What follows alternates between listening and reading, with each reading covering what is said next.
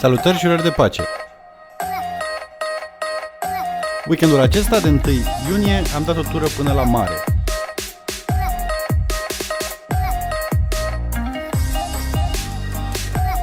Am decis să stau în Mamaia Nord, sau Mamaia Sat, cum s-o numi, pentru că e destul de liniște și cel mai aproape față de București.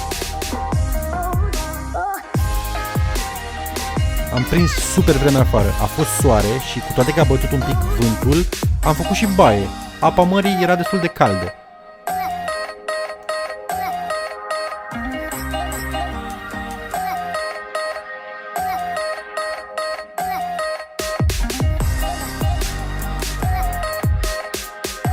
Am fost surprins că nu a fost aglomerat, cu toate că și vineri, 1 iunie, a fost zi liberă.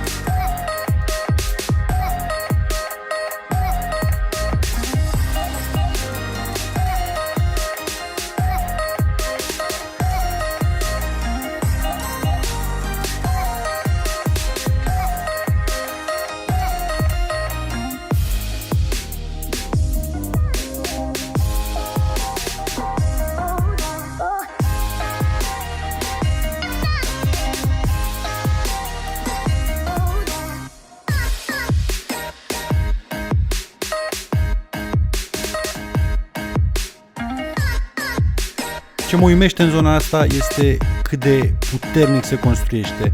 Cred că dacă clipești, o să vezi o clădire nouă.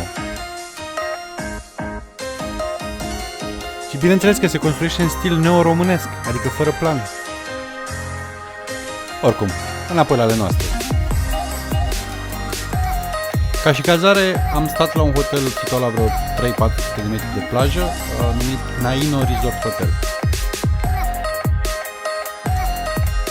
Este prima oară când stau la acest hotel, dar am rămas surprins plăcut. Hotelul are o piscină exterioară, cât și un restaurant atașat, cu mâncare decentă și servire ireproșabilă.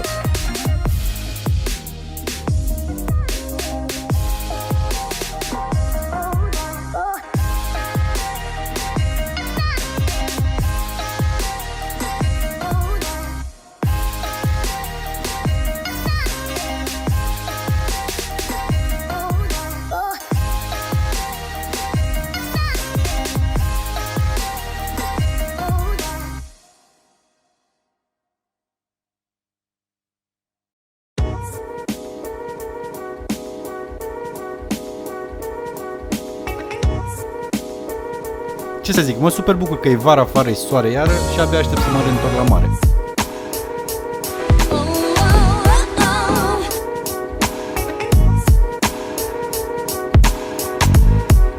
Și cam atât de la mine pentru weekendul ăsta. La voi cum a fost? Mare? Munte?